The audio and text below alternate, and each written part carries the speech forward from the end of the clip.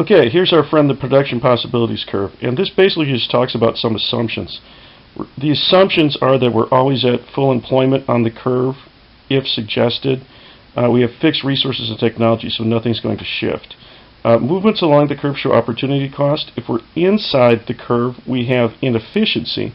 If we're outside the curve, we have a point that's unattainable for the short run until we improve our resources. Check out the next slide and you'll see. Alright, so here's our basic analysis of the production possibilities curve. Capital goods and consumer goods. That shows us the idea of opportunity cost.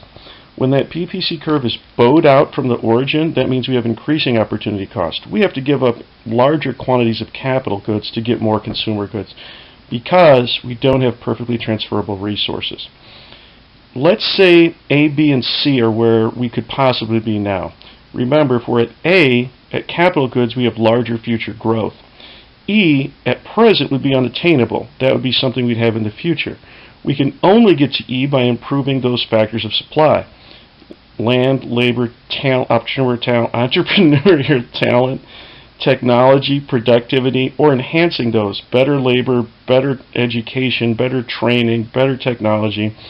D is a recession. It's inside the curve. It could also be inefficient use of resources. The curve could shift back to D if there was any sort of destruction of those resources, land, labor, capital, entrepreneurial talent, or a degradation of them, a workforce with AIDS or something like that that's not productive. I think this is pretty straightforward. Capitalism is supposed to be the free market. At the same time, there are very few pure capitalist places. You have some element of public goods. Communism is a command economy. You would also have this in an economy ruled by a king would be a command economy. A mixed economy is capitalism and socialism, I should say, as opposed to communism. Certainly we're a mixed economy with mostly capitalistic tendencies in addition to public goods. The next most basic concept that will appear on both micro and macro is supply and demand. So let's talk about a demand curve first. We have to understand why the demand curve is downsloping versus a shift. The demand curve slopes down due to three reasons. The income effect. This means you feel wealthier as the price of something falls. Okay? So if you normally spend $1 on cheeseburgers every day for lunch and they're now 50 cents, your income goes further. Substitution effect. If cheeseburgers are normally $1 and you like cheeseburgers but not more than pizza, you tend to buy pizza for lunch. However, if cheeseburgers are on sale, you may substitute the now cheaper cheeseburgers for the more expensive pizza. And lastly, one of the key elements of the demand curve is diminishing margin utility. As you eat more of something or consume more of something or use more of something, you get less satisfaction from it. The first gives you more utility than the last. Think of pizza. Think of a pair of shoes. Think of anything that you use. Therefore, you need to be compensated with lower prices in order to buy more. Okay, these things are things that will shift the curve. We call them determinants, sometimes shifters. Demand will shift the entire curve when consumer income changes. And don't forget, there's normal and inferior goods. A normal good has a direct relationship with income. We buy more when we have more money. An inferior good has an indirect. We buy less when we have more money. Related products. Here we basically have substitutes and complements. Complements have an indirect relationship. If the price of salsa goes up, my demand for chips goes down. Vice versa. If the price of peanut butter goes down, my demand for jelly to make a peanut butter and jelly sandwich goes up. Substitutes are goods that can change with each other, can be substituted. So if the price of Pepsi goes up, I'd expect the demand for Coke to go up. If the price of McDonald's cheeseburgers go down, I'd expect the demand for Burger King cheeseburgers to go down, right? A direct relationship. Expectations, do we expect future prices to go up or down? If we expect prices to go down in the future, we probably won't buy until that time. If we think they're going to go up like a gasoline hoarding situation, we may go out and buy a whole bunch more. Number of consumers, think of China. Why would American companies such as Pepsi and Hershey want to do business with China? Well, the number of buyers. Also, we talked about liquor licensing, the Tavern League opposing that due to the fact that the number of consumers would fall. And any sort of taste fads and preferences. Less red meat consumed in the 90s and into 2000 with the Mediterranean diet, low carb diets, drawing down demand for bread in the 2000s, etc. Here's a basic shift in the demand curve. Getting shifty. I'm getting down, getting shifty. I get around. Remember, an increase is more. More has an R in it to the right. Demand up will push price up and quantity up. They should have lines at each one of those equilibrium points to show the change. That's exactly how we would graph an increase in demand. Okay, here's a decrease in demand. Demand falls for some reason. Less buyers, change in taste and preferences. This will cause a move to the left. Left is less. Think about that, commies. Price goes down and quantity goes down. Okay, on to supply. Don't forget that there's only one reason the supply curve slopes up, and that's simply due to the fact that at higher prices, production of a given good is more profitable. These are supply factors or supply determinants. Supply itself will shift when input prices change. Any resource, fertilizer, seed, also wages up and down will cause input prices to change and cause supply to change. Government policies, tariff, quotas, taxes, subsidies, regulations, right? Number of sellers, obviously when the number of sellers increases, supply increases and vice versa. Expectations about price and profitability. If I expect corn to be real profitable next year, I reduce my supply of wheat and increase my supply of corn in the field. Technology and productivity, a change in resource numbers or availability. That could be also due to like a resource shock, a war destroys capital, a flood or hurricane destroys something. Any change in land, labor, capital, entrepreneurial talent, or profitability is going to shift supply. This next part is very important. The change in quantity versus a change in demand. Remember, movement along a curve, which is caused by a change in price or the other curve shifting, is a change in quantity, not a change in demand or in supply itself.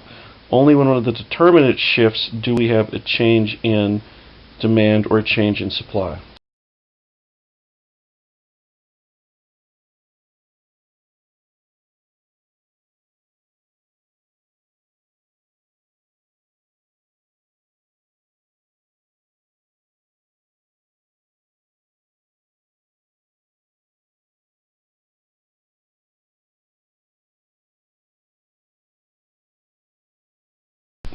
Okay, here's a basic increase in supply.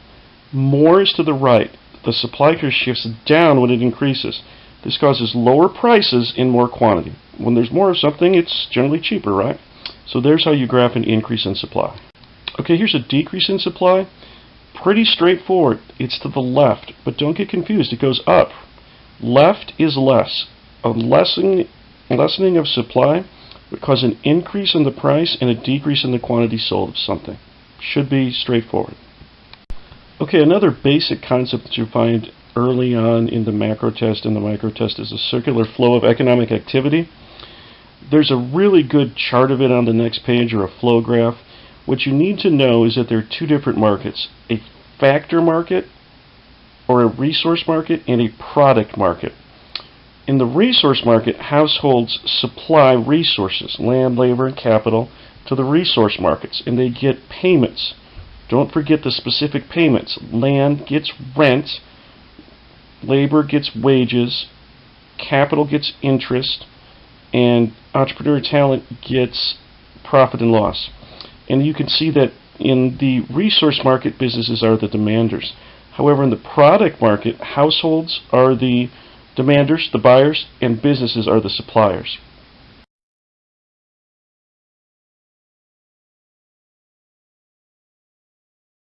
Okay, let's talk about comparative and absolute advantage in trade. Absolute advantage is simply who can produce more. In this case, with country A and B, whoever can produce more has the absolute advantage. Country A has it in hot dogs, and country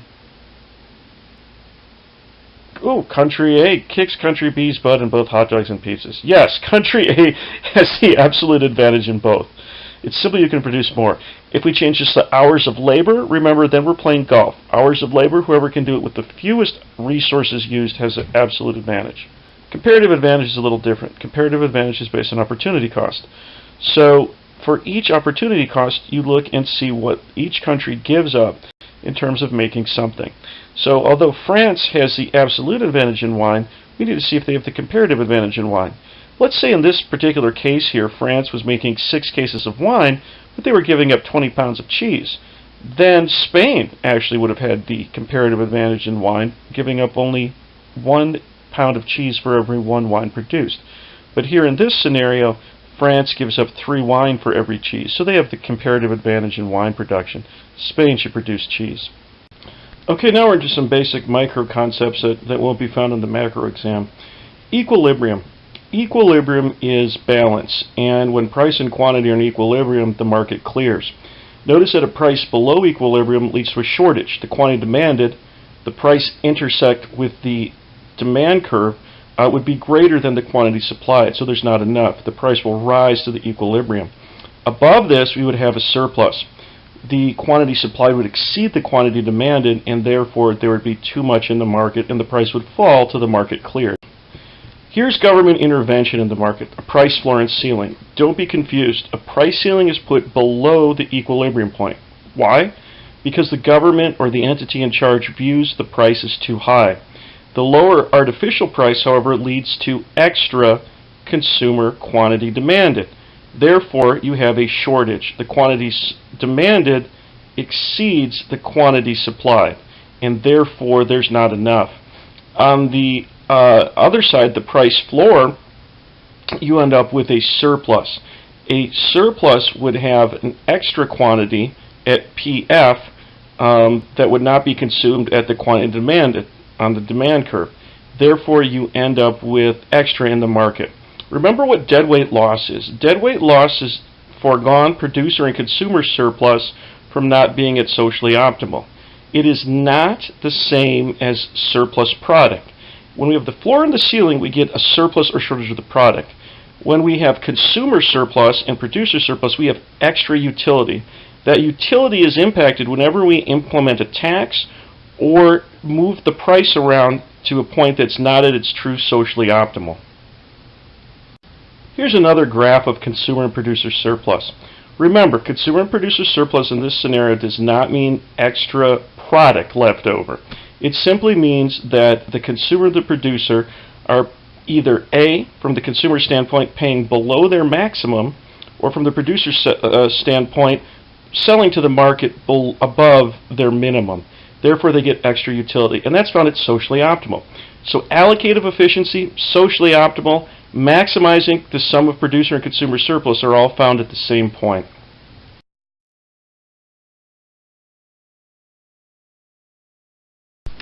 Okay, elasticity. Elasticity is hugely important. This is a micro concept, and elasticity measures the sensitivity in the percent change quantity to the percent change in price. Okay? So, in other words, when price changes, what happens to quantity? The formula for elasticity is percent change quantity over percent change price. Think about that for a minute and look at that fraction. If price is larger, then the larger number's on the bottom. So we're going to get a number less than 1. That means inelastic. People are not sensitive to changes in prices. Their quantity doesn't change much. We lower the price, they don't buy much more. We raise the price, and they don't buy much less. That's inelastic. When that quantity exceeds the price, we get a number greater than 1.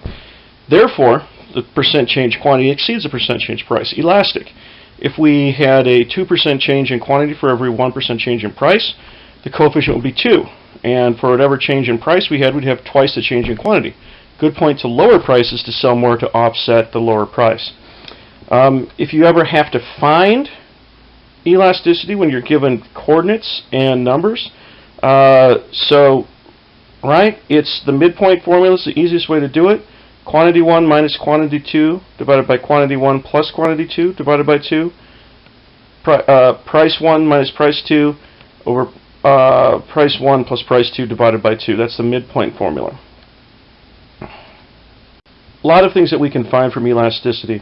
Perfectly elastic would be a horizontal line, like your demand curve in a perfectly competitive market. That means when the price changes, there's no quantity demanded. The coefficient is infinite. Elastic is any coefficient we get greater than 1. The quantity change more than the price. Unit elastic is where revenue, not profit, revenue is maximized. That's where the percent change in quantity is equal to the percent change in price. Inelastic, well, that's where we have a coefficient below 1. Quantity is changing less than price. Perfectly inelastic, what does that mean? Well, that means we change the price and there's no change in quantity. That's a perfectly straight up and down demand curve for a particular product. Determinants of elasticity are pretty straightforward. If there are substitutes, it tends to have a more elastic demand. Think about it, price of soda or cola. Well, there's lots of different brands we can choose from. Not many substitutes for insulin if we're a diabetic. Income, a very small percentage of our income, pretty inelastic demand. Gum, breath mints go up in price 20%, not a real big deal. Cars go up in price 20%, or homes, that's a huge deal. And time. Our elasticity of demand tends to become more elastic over time. Why? We develop more substitutes for the product. This is a slide you need to memorize. Study, study, study, study, study, study, study, study, study, study, study. Elastic, the total revenue test. Our total revenue can be determined by price times quantity. If we change one of those, we can figure out whether we're at elastic, inelastic, or unit elastic. Okay? So for the elastic curve, if we lower the price, or let's start as we raise the price, total revenue goes down. We should have lowered the price. We lowered the price and total revenue goes up, it's elastic. Inelastic, we raise the price and total revenue goes up. Why? Percent change in price is greater than percent change in quantity. We lower the price and we lose money. Inelastic, if we lower the price and the total revenue stays the same, then it's unit elastic. Okay, here's some really important points too. There's other things we can measure with elasticity. How sensitive are consumers to changes in income relative to their purchase of a particular good? So we have percent change quantity on top and percent change income on the bottom. If this number is negative, in other words, our income is positive on the bottom, goes up, we get a raise, something like that, and the quantity of the good we purchase goes down, well, we're buying less as our income goes up. This is an inferior good. Most goods are normal goods. As your income rises, you purchase more of them. And we talked at length about spam and inferior goods, used underwear at a garage sale, that type of thing. Cross elasticity measures the relationship between two goods. The example I used in class was the Figgies catalog my wife worked on. If we change the price of good B, what happens with good A? Well, if we raise the price of B and A goes up, that would be a positive number. Those would be substitutes. Price of A up, we sell more, or price of B up rather, we sell more A. Substitutes. If we raise the price of B and we sell less of A, we have a negative number. Those are complements. They go together. So as B goes up, we're going to buy less A. If the quantity of good A is 0 or near 0, they're probably not related goods and have no relationship that can be measured by cross elasticity.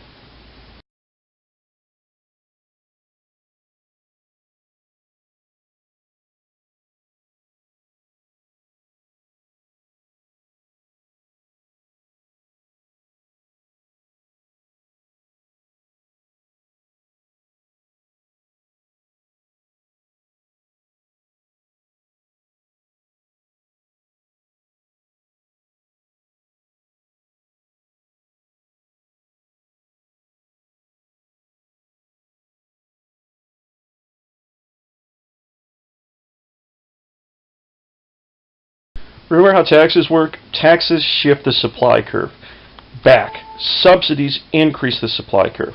Subsidies and taxes shift the supply curve, the amount of the tax on or subsidy on the y-intercept of the supply curve. So the change in price is not equivalent to the tax or subsidy. You've got to measure the y-intercept. Think about it. If the demand curve is perfectly inelastic, okay, and we implement a tax, supply will decrease. But there's no change in quantity. Therefore, it's all passed down to the consumer, and the consumer pays the entire burden of the tax, and there's no change in consumption. If we go the other way, and we have a perfectly elastic curve, and supply decreases, well, there's no change in price. It's all borne by consumption, and therefore the consumers consume a lot less, and all the burden of the tax is passed on to the producer in lost production.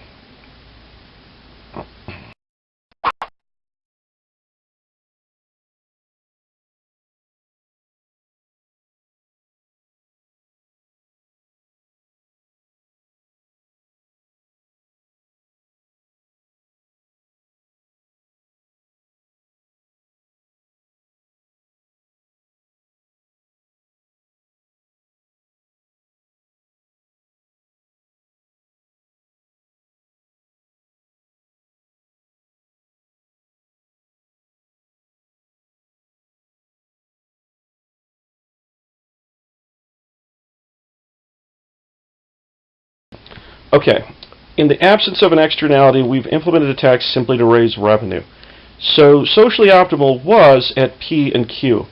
With the tax on, the price rises to PT and the quantity falls to QT. How much revenue does the seller get? Well, the seller would get the quantity sold, QT, okay, but they would only get the amount of the price over from the bottom of the green box. That price times the quantity would be their revenue. The price with the tax goes to the government. So the difference of PT bottom green box times QT would be the government revenue. See the little white triangle that develops with that shift? That's your deadweight loss box. Don't forget that. Once again, the price that the seller of, let's say, orange juice would receive would be PT down to the original supply curve and over. The difference being the amount of the tax and the quantity sold, giving you the total tax revenue.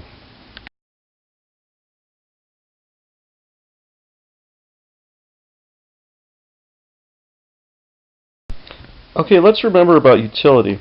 Utility is just a satisfaction you get from consuming something. And in our graph, we're going to look here at total and margin utility. Total utility is utility, the total sum of the utility you get from consuming whatever object you're consuming. Total utility, as you see as you eat tacos, goes up until your marginal or additional utility per taco goes down. So as soon as your marginal utility goes negative, your total utility begins to fall. This is diminishing marginal utility, not to be confused with diminishing marginal returns. Diminishing marginal returns give our cost curves the shapes that we're going to look at later. Diminishing marginal utility tells us, in part, why the demand curve slopes down for a particular item. Okay, here's the algebraic restatement of our utility maximization rule. Simple. You want the margin utility of A over the price of A equals the margin utility of B over the price of B on the last dollar spent. Equal margin utility per dollar on the last dollar spent.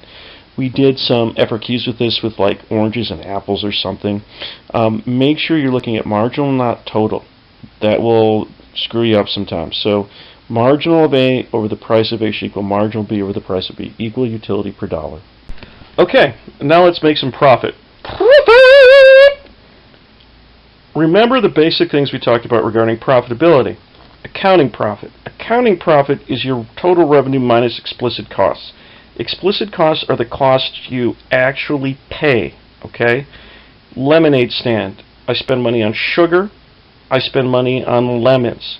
I spend money on cups. It comes to $10. I sell $20 worth of lemonade. My accounting profit is $10. Now, the economic profit has to include opportunity cost in normal rate of return. If, for example, I could have made $10 mowing lawn that day, accountants don't take that into account. Economists do. Add that $10 of implicit or implied costs in, now my economic profit is zero. I've earned a normal rate of return. Okay, so a normal profit would have an economic profit of zero. Anything over your explicit and explicit costs would be an economic profit.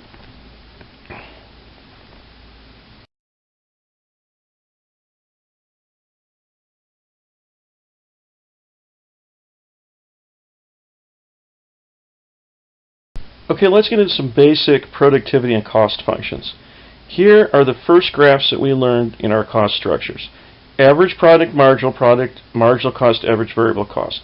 Remember the McDonald's simulation. As we add more variable workers to fixed capital at the grill, the marginal productivity initially rises and then falls. This is due to increasing returns to scale, then diminishing returns to scale. Marginal product is the output as we add an additional worker. Okay? Remember how that worked? I'm working the grill by myself. I add another guy, and he's able to make more than myself alone as we cover each other and work together in teams. Eventually, the productivity begins to fall. When the marginal product is below the average falls. We can also see this as the inverse of our marginal cost and APC curves. Marginal cost is the additional variable cost per unit of production. In most cases, it's just your labor and any raw materials. So if I'm hiring a worker and the output's going up, the marginal cost of producing the unit is going down. Average variable cost is falling until the marginal cost curve crosses the bottom of the curve, and then average variable cost begins to rise.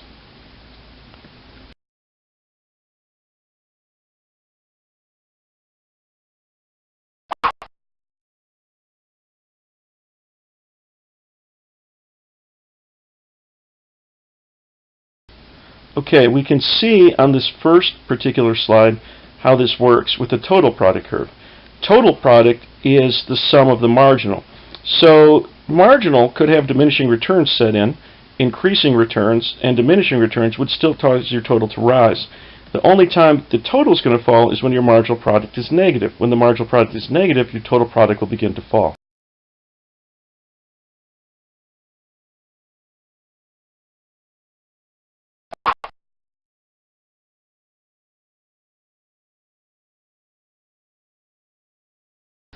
Okay, let's talk about costs.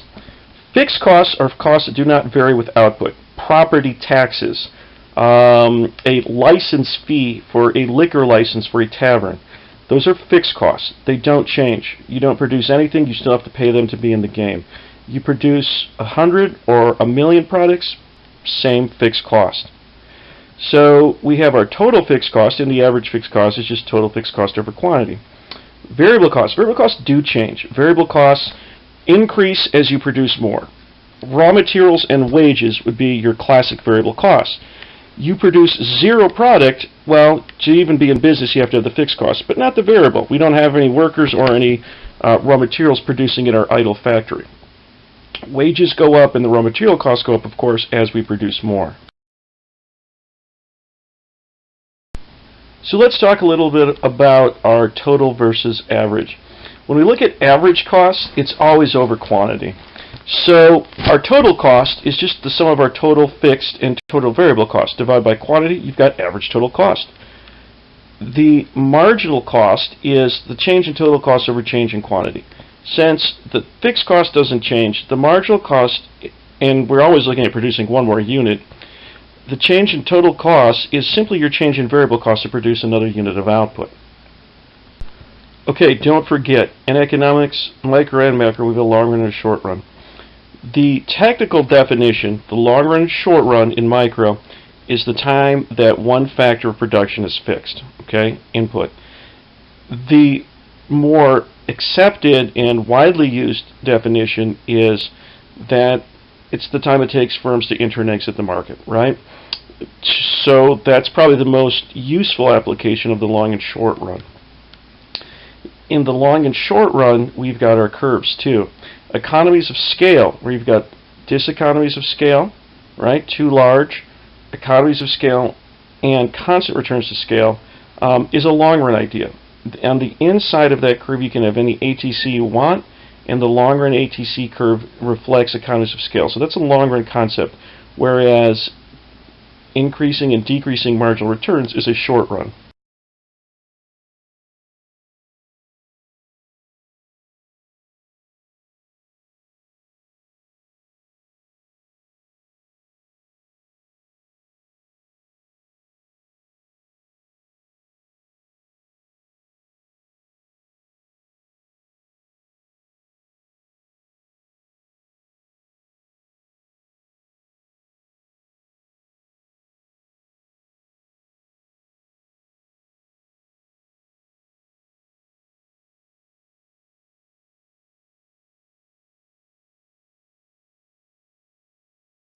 Here we see the total and average cost graphs. Remember these shapes? Total cost increases at a slow rate, and then when we hit diminishing returns, rises rapidly. Same with variable cost. Fixed cost in the total side is just a straight line. Total cost doesn't change. Total fixed cost doesn't change with quantity produced. On the marginal and average side, we have their average fixed cost declining infinitely towards zero. Fixed cost stays the same when we're dividing by a larger quantity. Then check out those marginal and average variable curves. Marginal cost declines then increases. Why? Because marginal productivity increases then declines. So the cost of producing additional units at first drops, then it rises. Then average-wise, as soon as the marginal crosses the average variable begins to increase. Same thing with the marginal crossing the ATC. Notice that the distance between the AVC and the ATC begins to get narrower and narrower, right? Why is that? Well, that's because the average fixed cost, which is represented by the distance between the ATC and AVC, is getting smaller and smaller as we produce more. Alright, undoubtedly this is the most important equation in microeconomics. MR equals MC, that tells me my quantity to produce, okay? So we're going to see that particular equation when we produce things, right? And it can be MR equals MC, it could be marginal social cost, marginal social benefit. Marginal cost and marginal benefit, we'll see those in the public good analysis and the public good graphs. How do we do this? Well, we find the intersection of marginal cost and marginal revenue, and that determines what quantity we'll produce.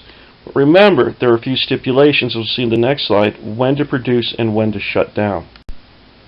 So what does a firm do depending on price? Well, a firm will produce in the short run if they cover AVC.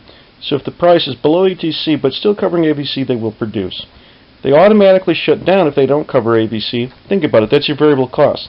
If you can't even pay your workers, you're taking a loss to put them in the field or in the factory.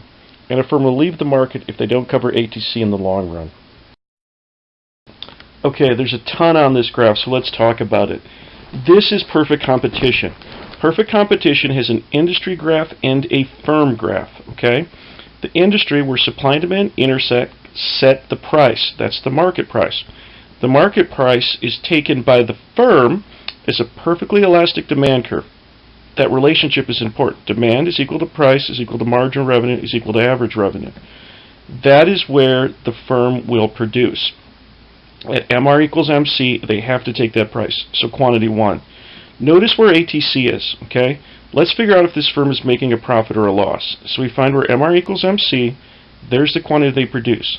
At that point, go up and intersect the ATC curve and go over. Notice how the cost per unit is greater than the price per unit. So the cost times the quantity versus the price times the quantity, the difference is that red box.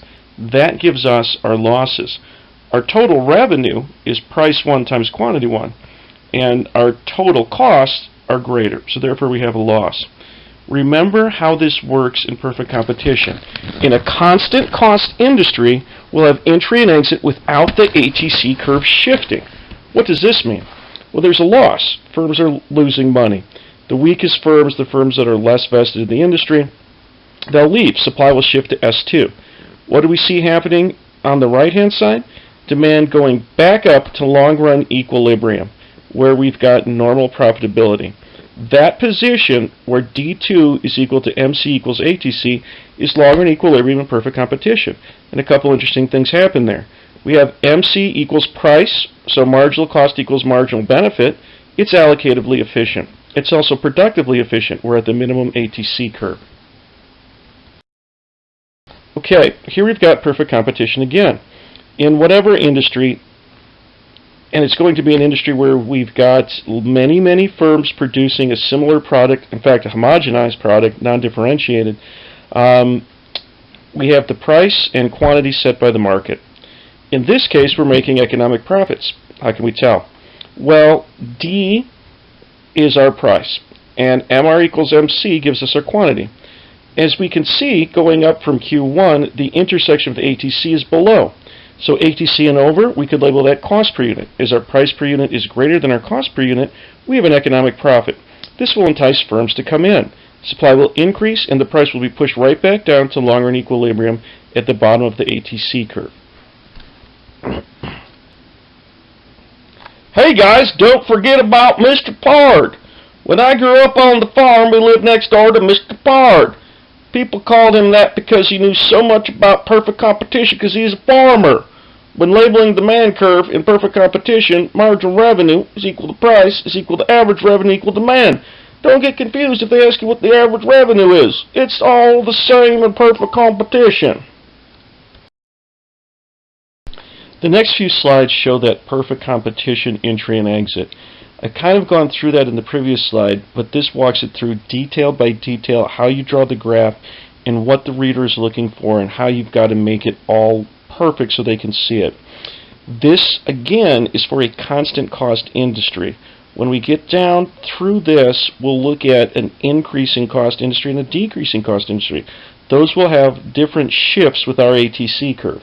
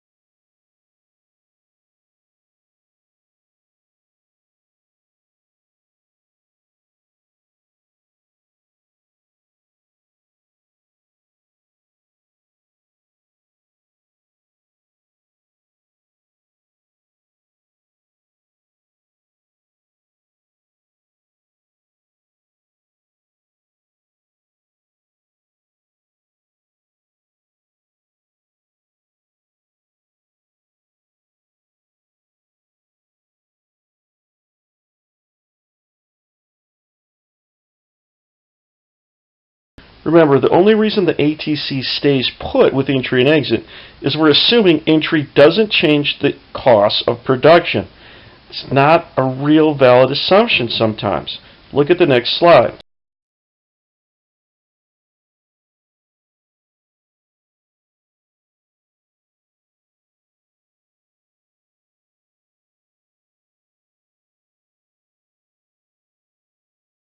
Okay, look at this carefully. If your prompt on pure competition says it's an increasing cost industry, look what happens with entry. As firms enter the industry, they bid up the price of, say, the resources, fertilizer, etc. That would cause the ATC to go up with entry. So therefore, the price won't fall back down to the previous equilibrium, it'll be slightly higher. Imagine if this were a decreasing cost industry.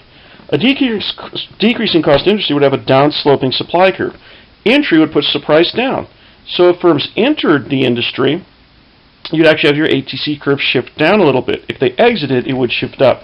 Pay particular attention to that into your prompts and practice FRQs. Okay, here's our monopoly. Lots to look at here. Monopoly is obviously very different than pure competition. It's one firm. It's got blocked entry, a barrier to entry. It could be a patent, could be an economy of scale. Lots of things. All right, what do we have? Well, MR equals MC in a monopoly, but it goes up to the demand curve to get the price.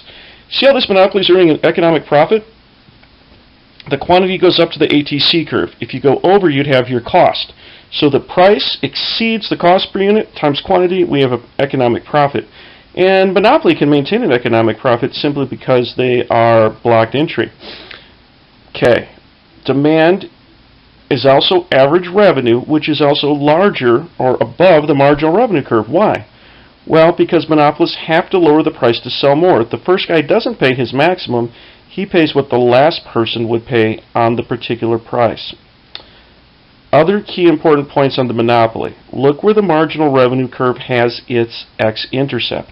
If you go up straight from there, you have unit elasticity. Unit elasticity being the separation between the inelastic portion below, down by the bottom of the demand curve, and the elastic portion above.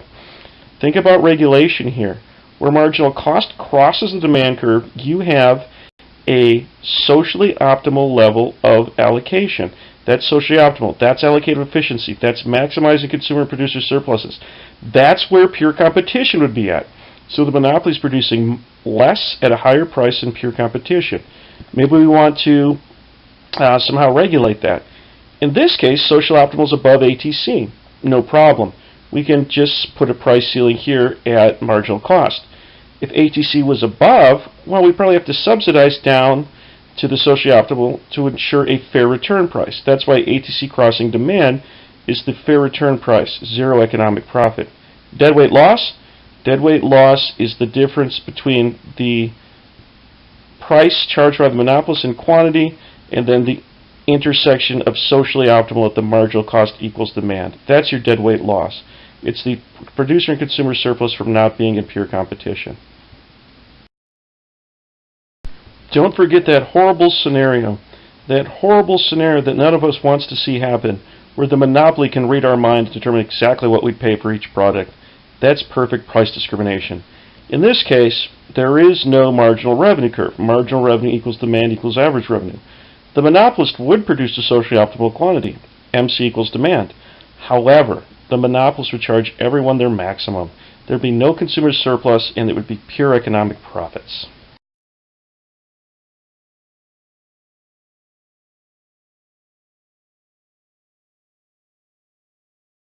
Don't forget about the natural monopoly. The natural monopoly simply occurs when ATC is downsloping at the point of price. In other words, there's one company that can do the job cheapest and most efficiently. ATT back in the day when you didn't want 50 companies stringing different wires into your home. Read carefully. Monopolistic competition, small bars, little restaurants, easy entry and exit, but differentiated product and price setting capability. What does that give us? It gives us MR equals MC, very similar to monopoly, up to demand for the price. However, ATC is tangent at that point of price because it's easy entry and exit. You've got little bars and restaurants. They're not going to make an economic profit. Also notice that ATC is offset. ATC is offset because of product differentiation and advertising. We're not at minimum cost here. Monopoly is also not at minimum cost. They do rent-seeking behavior, which is trying to maintain their monopoly through patents or public opinion. So the only firm that's really going to be at minimum ATC is pure competition. What happens with economic profits in monopolistic competition? What happens if there are 8 bars in town and they're all doing economic profits and running up giant rewards? Well, there's going to be a new one that opens. It's easy entry and exit, differentiated product. Someone opens up and has burgers and shrimp nights, and look what happens to the demand curve for the monopolistic competitor. The individual monopolistic competitor will see a small shift in his or her demand curve. Why? Because now some people are going to go to the new firm. What happens? The demand decreases and it becomes tangent again at the ATC point. This graph is a little poor in the sense that marginal revenue shifts in too. Whenever demand decreases, marginal revenue follows it. Whenever demand increases, marginal revenue increases as well. Here's the opposite situation. There are 20 little cafes in the town and they're losing money. Not enough breakfast business. They're not making a good rate of return on coffee and eggs. So the couple go out of business. What does that mean? Well, that means that the old coffee crew that got up for breakfast every morning's got to find someplace new to go. As they do that, the demand for the existing firms increases, and marginal revenue should pull along with it, going back to that point of tangency and no economic profits. Oh dear, what have we here? It's our friend, Mr. Kink demand curve of the oligopolist. Remember how this works. Don't worry about the two marginal cost curves. They're just showing you that over a wide range, the oligopolist is still going to produce at the kink. Above the kink, you have a more elastic demand. People do not purchase the oligopolist product if they go too far above the market price. Below that kink, it's more inelastic. The demand for the oligopoly becomes the demand for the market. For example, if Ford Chrysler have their cars priced at $20,000 and GM brings out a car at $40,000, people are going to substitute the cheaper prices. If GM is at $20,500, it doesn't make much of a difference. If GM comes out with a new car at $10,000 while the others are at 20, then they get the more inelastic demand down below.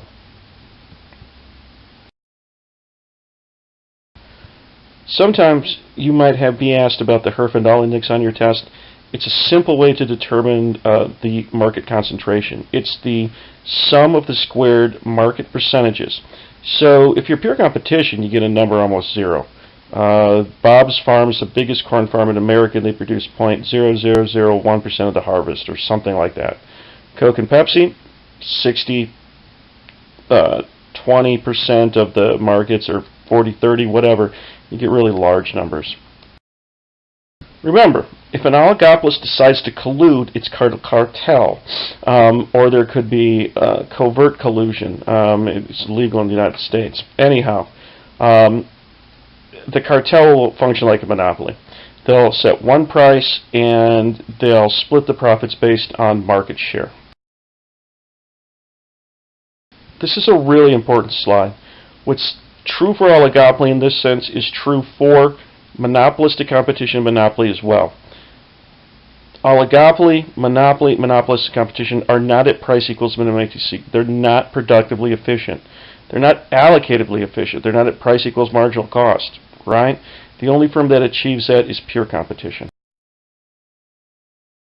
Remember game theory and the Nash equilibrium?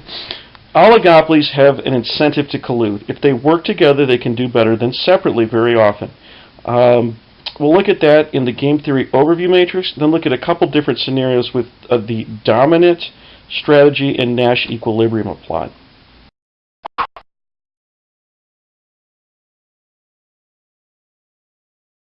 Okay, here's our game theory overview.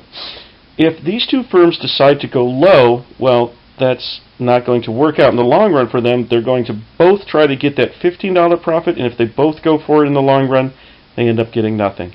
The best thing to do here is to both go high together. They both get $12, and they don't get each other's way, and they don't end up with the $8 in the D square.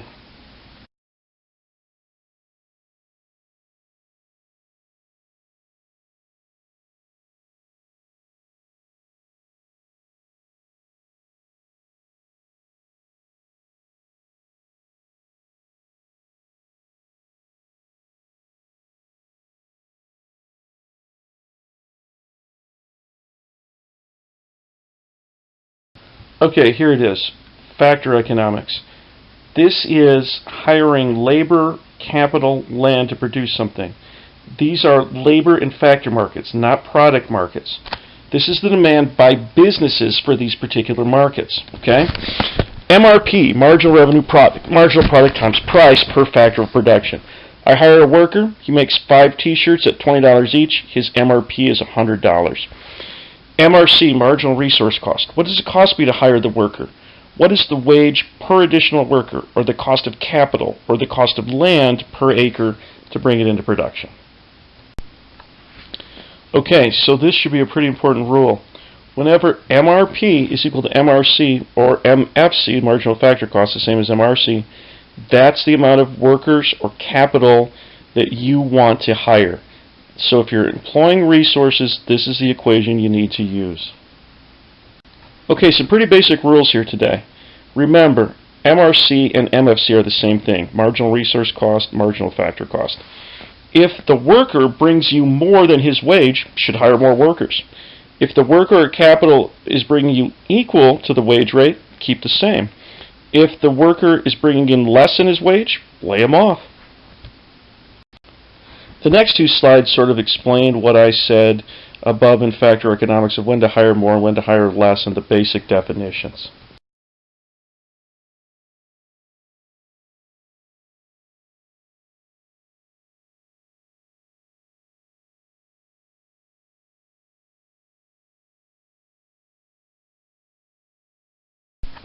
Okay, here's a nice thing with labor factor markets. There are really only two types, the perfectly competitive and monopsonistic. Here's perfect competition. Check it out. The supply is a supply of workers, okay? Construction workers in a big city. The demand curve is the downward sloping demand for labor based on the MRP, marginal product times the price. The market sets the wage rate, okay? $15 an hour with 1,000 guys hired. The individual firm is on the right-hand side.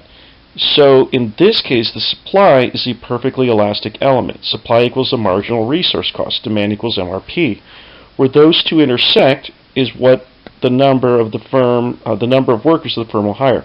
In this case, the firm will hire 5 workers. Oh, it's $10 an hour instead of 15. Okay, sorry.